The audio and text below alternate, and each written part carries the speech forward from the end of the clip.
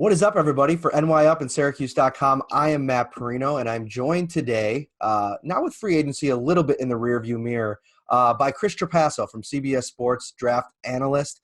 We are going to dive into some of the options that the Bills have to kind of fill out the rest of this roster as we move towards a 2020 season that all of a sudden in a wildly different AFC East has tons of potential for the Buffalo Bills. Chris, how are you doing? You hanging in there? I'm doing pretty good, and I mean, what's better than talking about the Bills and leading into the draft while we're both social distancing and kind of quarantined in our own houses? Right. So what I'm going to do is I've never done this on Zoom before, but this is a time to try some things out. I mean, we're just kind of all sitting around in our houses, and we're going to do a little screen share here and see if it works and try to go through the latest CBS Sports mock draft. When is your next multiple round draft coming out? Actually, that's a good plug for you. Next week, I'll have a second or a two-rounder, and I'm going to do two-round mock drafts over the next couple of weeks until we get to the draft, probably on April 23rd. Awesome. And Chris, if you don't follow him on social media, definitely hit him up. What's your Twitter handle? At Chris Trapasso, just my name, and it's Trapasso.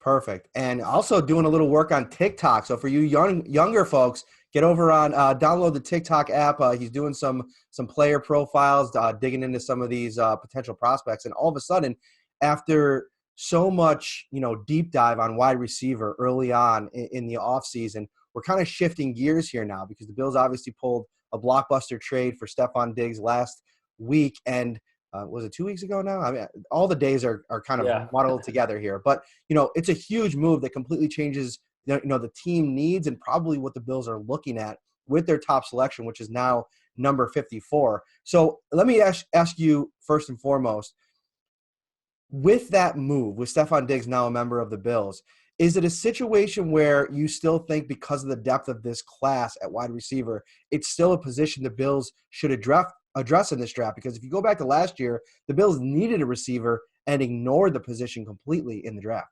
Yeah, I think what you just said there makes a lot of sense, that they did ignore that position in the 2019 draft. And this draft class is just so much deeper than that group's was. Certainly with Stephon Diggs on the Bills roster now, it's not nearly as big of a need. I wouldn't really call it a major need, but fifth, sixth, seventh round, if a player that the Bills maybe have graded a few rounds earlier is there, and maybe someone with a little bit more size. I mean, clearly Brian Daboll wants wide receivers who specialize in getting open and creating separation. But a bigger wide receiver to add that layer to the offense later in the draft would still make sense to me for the Bills. Cool. All right. So obviously we're putting this out on YouTube. We'll also put the pod out on we'll put it out in podcast form on Apple and Stitcher. So you won't be able to see the screen share here, but we'll go through a little bit of what's happening in this latest mock draft here. And it's now, do you see it, Chris? Yep, I can see it. Yep. So we'll just quickly scroll through this first round.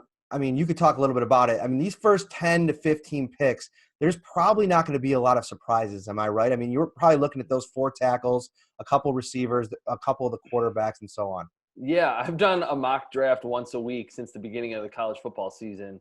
And I've gotten to the point where it's hard for me to put in different players inside the top 10 because it's going to be wide receiver heavy, offensive tackle heavy, and probably 3 or 4 quarterbacks inside that top 10 to 15. So it's you could change around which player goes into which team, but the positions that are the most top-heavy, offensive tackle, wide receiver, are going to be picked the earliest. Mm-hmm. All right, so now you saw I scrolled through the first round. Not a lot of surprises, like I said. We'll go through the second round here. Cincinnati takes Oklahoma linebacker Kenneth Murray. Brandon Ayuk, wide receiver out of ASU, who's been mocked quite a bit over the last couple months of the Bills, goes to the Colts. DeAndre Swift, running back out of Georgia, goes. And is that your expectation? I want to ask you about this running back class because it's interesting. Do you feel like it's going to be a run on running backs in the second round, or do you anticipate one going in the first? I don't think any will go in the first. I think with Jonathan Taylor, DeAndre Swift, Cam Akers, and J.K. Dobbins, those are the 4 running backs that could go in the second round. I don't think any others will really even be candidates to go there.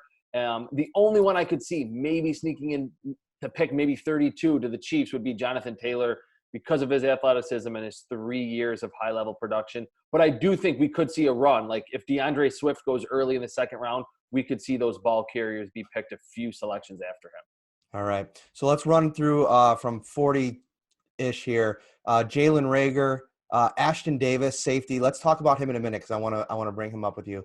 Marlon Davidson to the Jags. Jacob Eason, quarterback to the Chicago Bears. Robert Hunt to the Colts. Lucas Niang to the Buccaneers. Ezra Cleveland to the Broncos. And then we're getting into interesting territory here because I think that this guy right here, Terrell Lewis, edge rusher out of Alabama, he goes at 47 to the Atlanta Falcons. That's a guy that I think most Bills fans are hoping falls to 54, and it's a slam dunk pick. What is your take on Terrell Lewis? I think he can be one of the best value picks at the edge rusher spot in this draft class. He just dealt with injuries in his career at Alabama, was pretty healthy in 2019, but he's like 6'5", 250, 260, has the size, has the length. You like the explosiveness. You just would have liked to see more multiple years of high-level production. He uses his hands well. I think he actually has size on his frame to add more weight, and his play can be a little bit up and down. But we're talking about an edge rusher, which I still think is a need for the Bills, especially looking into the long term with Mario Addison being older, Jerry Hughes being older. Terrell Lewis, if you can get him at number 54, that's the right value for him, and that would be somewhat of a home run pick for the Bills in the second round. You mentioned team need, and I think let's kind of take a pit stop here and talk a little bit about that. Where do you rank, what the Bills need? I think what Brandon Beane has done a good job of so far this offseason in free agency is, again, filling out the roster, taking care of the defensive line. I think that there's a confidence level in the offensive line with bringing back Quinton Spain and not doing a whole heck of a lot else on that offensive line. A couple of the positions that are often mentioned are running back, cornerback. And I kind of stand up and stand, if you will, a little bit for TJ Yeldon, because I think that there's a little bit of more belief in the building for his ability to be that complementary piece to Devin Singletary than I think fans kind of want to believe. I mean, this is a former, I believe it was second-round pick. You could correct me if I'm wrong. Yep. Had a lot of expectations coming out of school and has been pretty good over the course of his career, and he does a little bit of everything. So where do you fall in terms of top maybe one or two need for the Bills?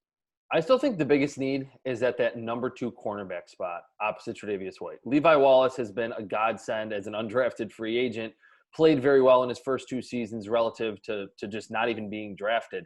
But as we saw down the stretch, and I think we talked about this at the Combine, the Bills lost some confidence in him. He was splitting snaps with Kevin Johnson, right, who the Bills didn't even decide to re-sign. He signed with the Cleveland Browns in free agency. So they did bring in Josh Norman. It's a low-risk proposition. I don't think the Bills are expecting him to be all-pro Josh Norman of 2015. Right. So I think that is still very important, that being able to pass the football efficiently and stop the pass are the two most important elements of any team in today's NFL. So corner, and then probably after that edge rusher. They have some new pieces, but some of them are older. Mm-hmm. So those would be the two biggest spots. And I don't think if you're talking about a number 2 or a number 3 running back, that just can't be that big of a need to me because the value at the position is just not there. You have your feature back in Devin Singletary. You can fill out that number 2 running back spot with a 4th, 5th, 6th round pick. So I wouldn't really classify that as a major need. If you have one good running back in today's NFL and have someone like a TJ Yeldon and then a late round day 3 pick, I think you're fine in the modern day NFL. Mm-hmm. All right, let's go back to this draft here. At pick 48, after Lewis goes off the board, Julian Akwara, edge rusher from Notre Dame, goes off at 48.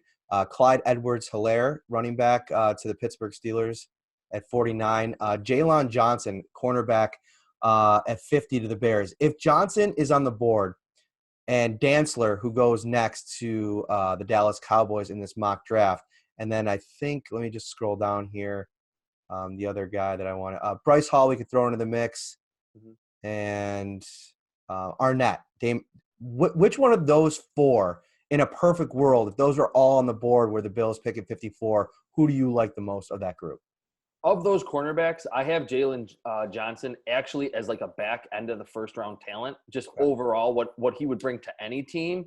But in terms of fit in Buffalo, I think Cam Dantzler at 6'2", he's only 190 pounds, has a little bit of shorter arms. He's almost built like a taller version of Levi Wallace, held up very well in the SEC the past couple of seasons. If you watch the Mississippi State LSU game, he's like the only cornerback that really kept Joe Burrow and Jamar Chase in check. I think he's not the best in man, but in zone with his height, his physicality, and just his awareness and instincts, I think he could be a true playmaker. Similar profile to Josh Norman when he was coming out of Coastal Carolina in 2012. Didn't test through the roof, but just the instincts, the zone abilities to make plays. I think Cam Dantzler would be the best fit in Buffalo, but Jalen Johnson is the overall better cornerback. He can be man, zone, inside in the slot, press coverage, has good speed down the field, a lot of ball production at Utah. He's the better corner, but the best fit might be Cam Dantzler in round 2 for the Bills. Interesting. Very interesting.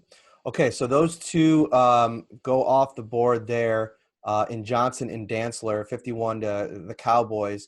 And then you're looking at Austin Jackson, who goes off 2 picks before the Bills. And I did a little exercise with one of the draft engines out there, the Draft Network, this week, where I kind of did a real-time mock draft with folks just to kind of get an idea of who's going to be out there. And Austin Jackson was on the board at 54. And that's who, I talked through a lot of the options. He was the guy that I landed on just because of the upside that he brings, the potential position flexibility, and just the question mark of Cody Ford still at right tackle on this roster. Where do you land on Austin Jackson? And is he somebody that, if he's there at 54, the upside is too much to ignore?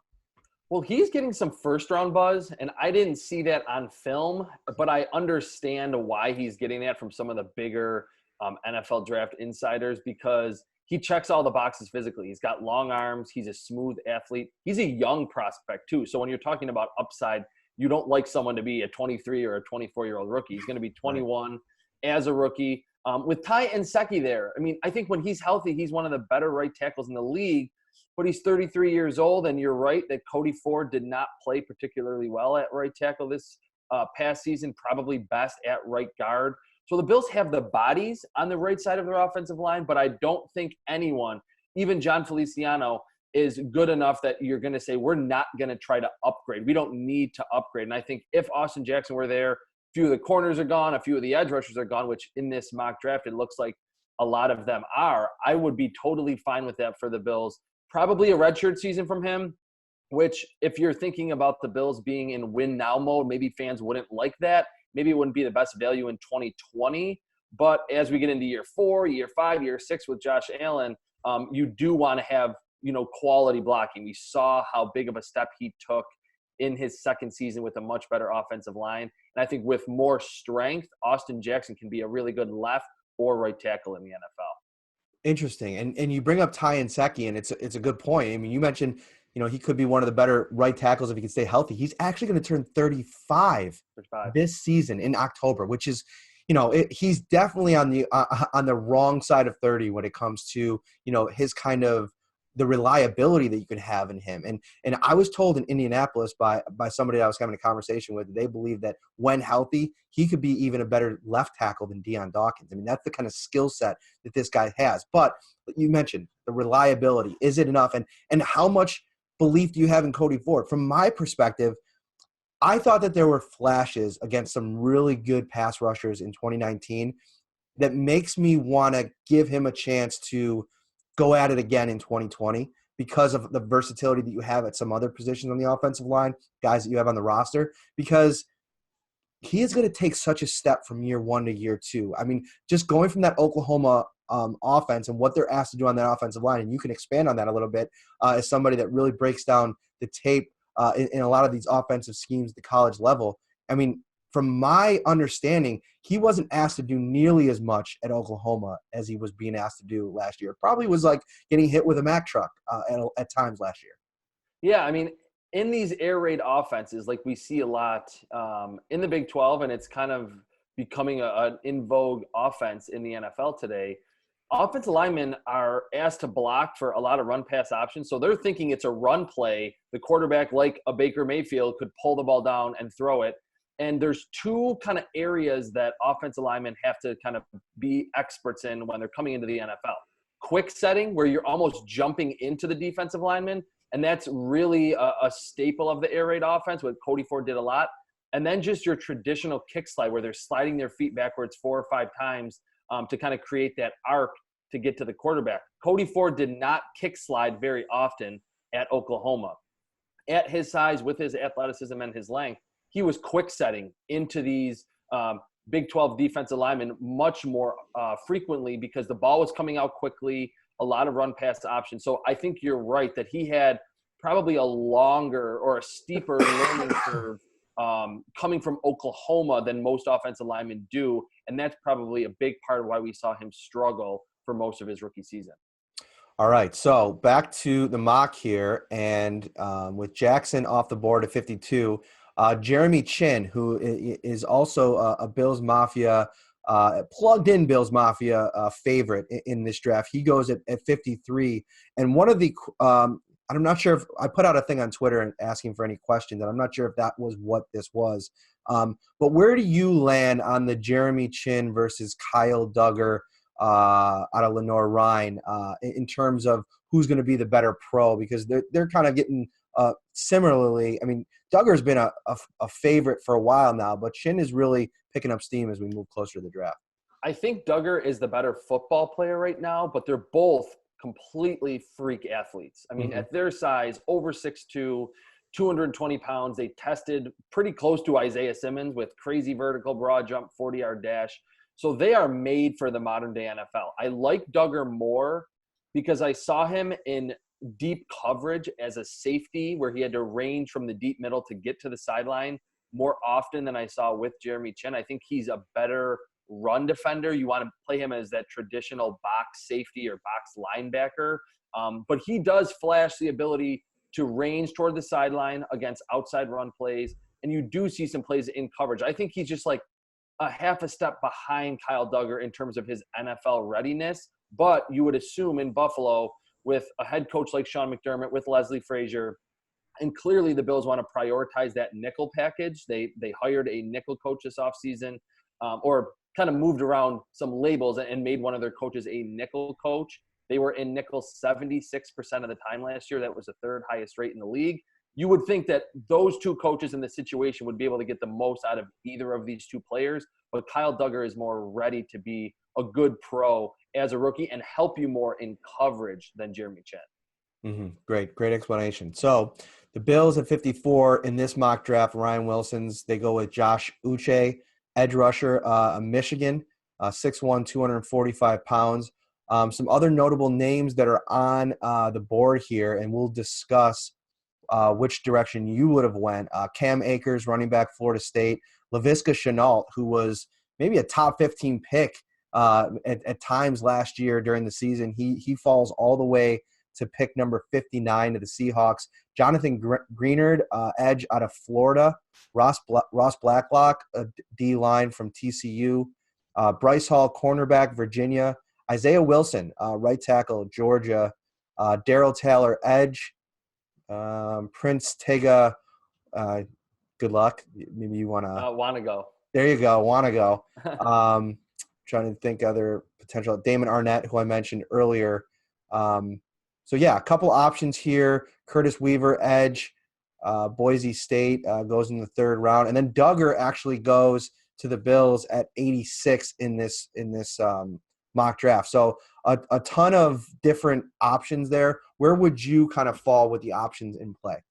Well, of everyone that you just listed that was picked after, Curtis Weaver, the edge rusher from Boise State, would be the highest player on my board. That's not just a Bills-specific draft board, but in general, just the best players, I believe, in this draft class. I think it would be Curtis Weaver. I think he's a first-round caliber talent. He's big. He's 6'3", 265. He has an NFL body right now. Very bendy around the edge. Had a very good combine. Dealt with an injury later in the season. If you watch some of his later games at Boise State, November, December, doesn't look as explosive, but he did have a pretty severe ankle injury. Great with his hands, and he was productive freshman, sophomore, junior season, like double-digit sacks, 15, 16 tackles for loss. I think he would make the most sense for the Bills. Maybe not someone who's going to play 70, 80% of the snaps with Jerry Hughes, with Trent Murphy, with Mario Addison on the roster. But I think long-term, he kind of reminds me of a bigger version of Jerry Hughes when he was coming out of TCU, that Hughes was kind of lower to the ground, one with his speed and his dip around the edge. That's where Curtis Weaver kind of wins. And they both know how to use their hands very well. But to have Jonathan Grenard there too from Florida, that would be a hard guy for me to pass up on as well, because he's similar to Curtis Weaver. He's NFL ready. He has an NFL pass rusher body, and his high-level wins against SEC tackles look like a first-round talent. He's just a little bit inconsistent. And again, I'm banking on Sean McDermott, Leslie Frazier, having a mentor in Jerry Hughes, having another veteran in Trent Murphy, being able to kind of teach some of that inconsistency out of someone like Jonathan Grenard. Again, I think corner's the biggest need, but I think edge is the second biggest need. Not that I hate Josh Uche from Michigan. He's more of a linebacker edge hybrid than a really, really good pass rusher. But then to get Kyle Duggar in the third round would be a home run for the Bills. I don't think he'll ultimately be there, but if that's how the board fell, you would think the Bills would be very excited to get him at number 86. So, yeah, you just got my mind racing a little bit to what was right after there too was Chase Claypool, which I know is another guy that, in the third round with the way that he tested, that would be, I think, a decision for the Bills to have to make. But in terms of another guy that was there that I want to talk a little bit about, because he's another guy that seems like a fit for what the Bills want to do on offense, and that's Leviticus Chanel, who obviously his draft stock has taken an absolute hit with the injury, not really performing at the combine where he wanted to, and only being able to run. And now he's, obviously with what's going on in society right now, it's probably, better for him because he doesn't have to worry about a pro day or anything like that. But is the upside there with a guy that was a month ago a lock first round talent at pick 54? Is that something that you really have to consider if you're Brandon Beane, even with the Stephon Diggs edition?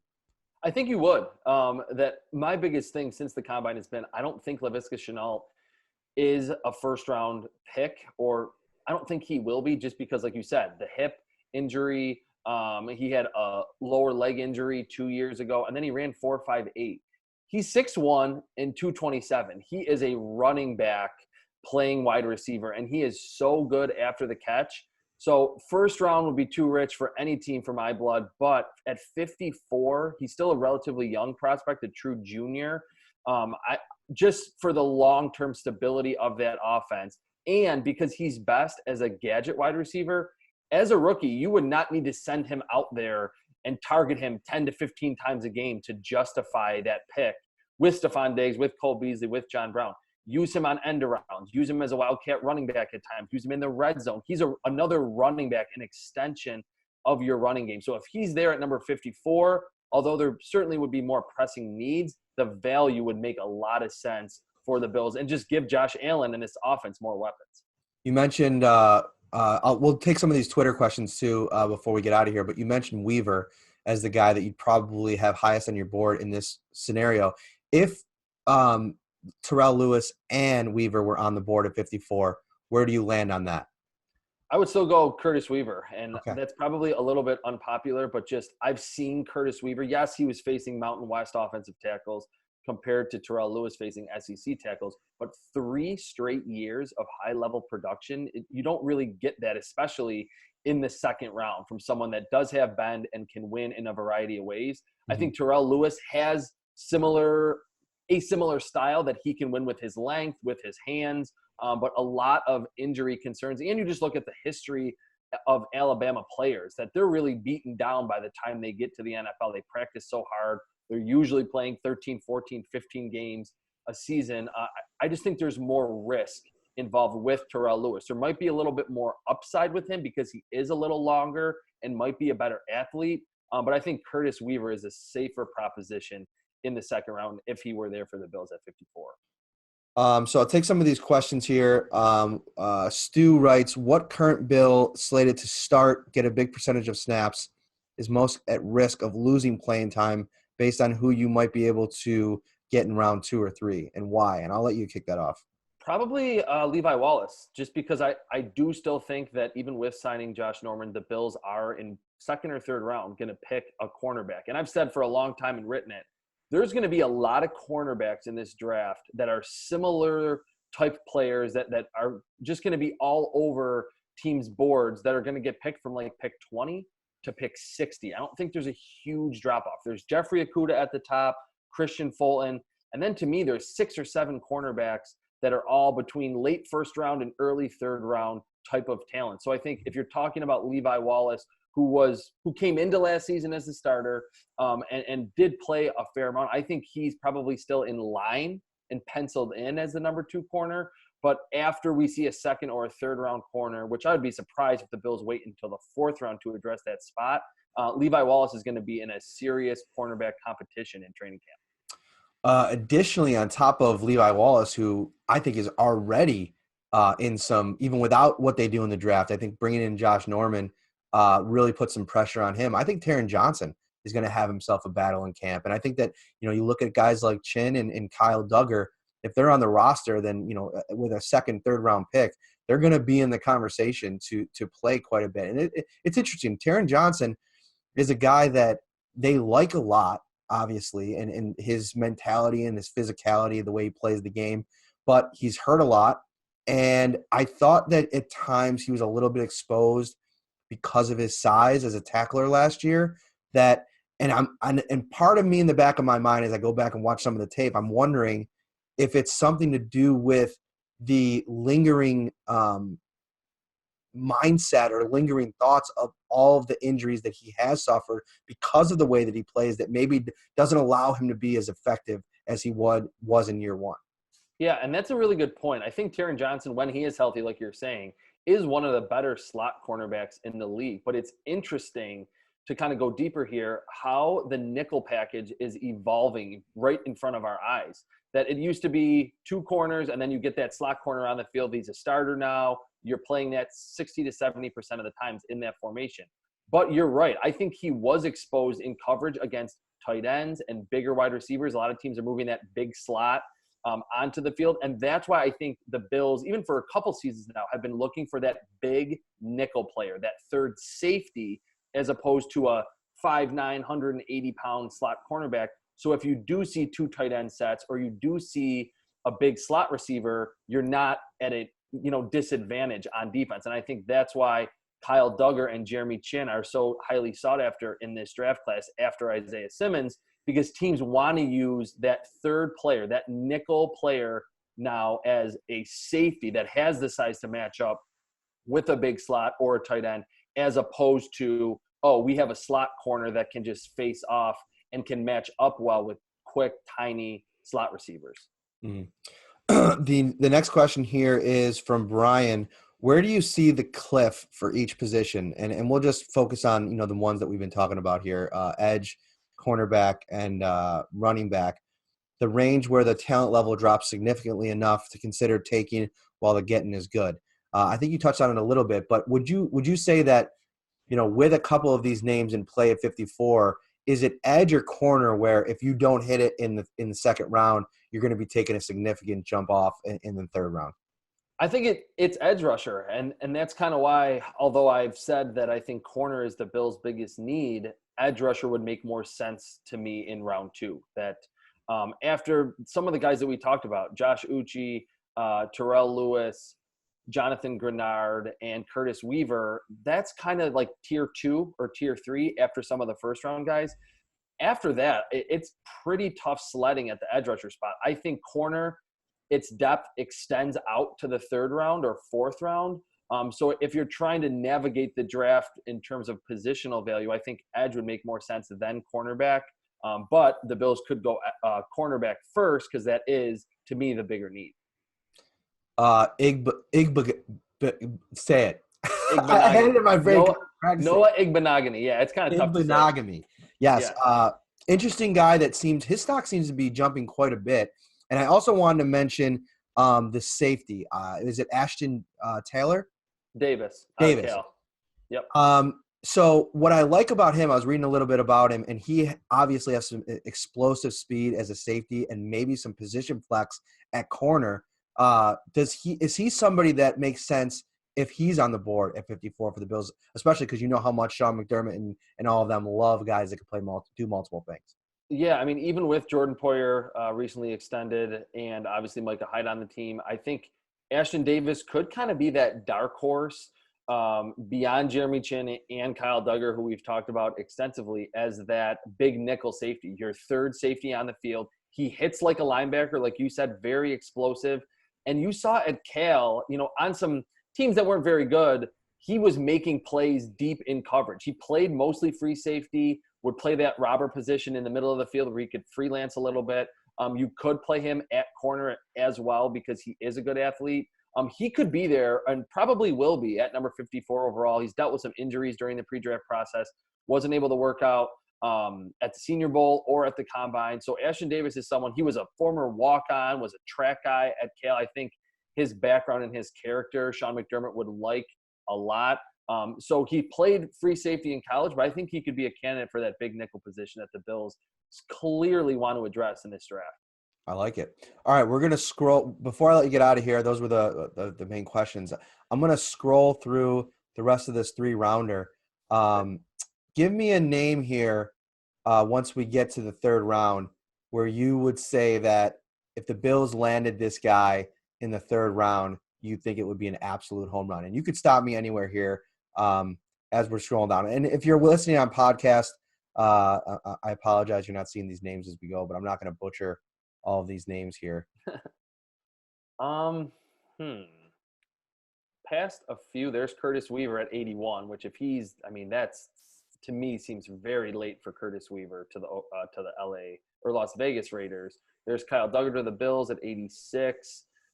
Antonio Gandy-Golden, I guess you could stop there because there's a few other guys. I said that I still think that wide receiver should be addressed, that Cole Beasley is not 24 years old. Neither is John Brown. Stephon Diggs is 27. They're all in the prime of their career, so to speak. But I think adding a size element to the offense would not be a bad idea. We talked about Leviticus Chanel to 6'1", 227, just to add more weapons. I don't think Patrick Mahomes is upset that they have Tyreek Hill and Sammy Watkins and Travis Kelce.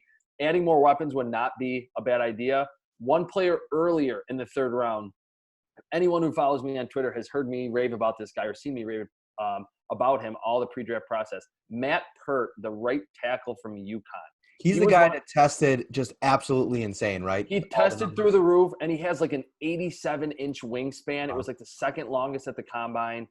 He's 6'5", only like 310, 315. He could add 10 to 15 more pounds. And his film, yes, he's playing in the AAC, so he's not facing top competition. Completely dominant. And I like the fact for the Bills that he's not a left tackle that you have to move to right tackle. He predominantly played all 4 seasons as a right tackle at UConn. Awesome pass protector right now. If Ty Nsekhe, if they're worried about him, he is 35, like you said. They want to maybe try Cody Ford at right guard, and that's where I think he'll be best.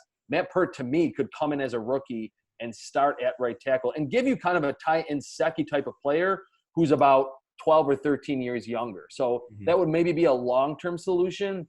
But or maybe even have him come in and be Ty Nseke's backup at right tackle if you want. Yeah, and just his athleticism and his length and his experience coming into the NFL, I think that's something that maybe you would want to wait for that kind of developmental guy, 4th, 5th, 6th round.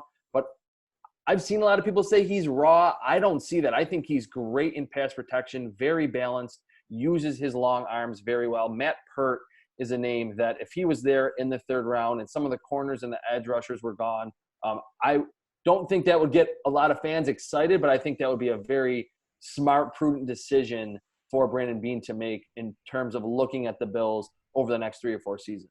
Okay, so at 54, Pert, Cleveland, and Jackson are all on the board, and you're taking an offensive lineman because you feel like the value is so high. Of those 3, who are you calling?